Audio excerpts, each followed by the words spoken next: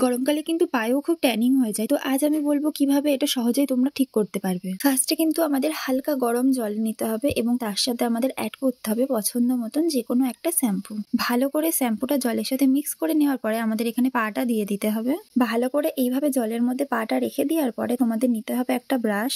তো এই ব্রাশটা দিয়ে ভালো করে পায়ের যে সমস্ত ময়লাগুলো থাকবে সেগুলোকে পরিষ্কার করে নিতে হবে। এবার পাটাকে ভালো করে নর্মাল জল দিয়ে ধুয়ে ফেলতে হবে। এবার আমাদের এখানে একটা পেস্ট তৈরি করতে হবে, যেটা তোমরা কিন্তু কলগেট নেবে, কলগেটের সাথে এখানে একটা লেবু নেবো এবং দুটোকে খুব ভালো করে মিক্স করে নেব। এবার কিন্তু এটাকে আমরা খুব ভালো করে পায়ের মধ্যে অ্যাপ্লাই করে নেব।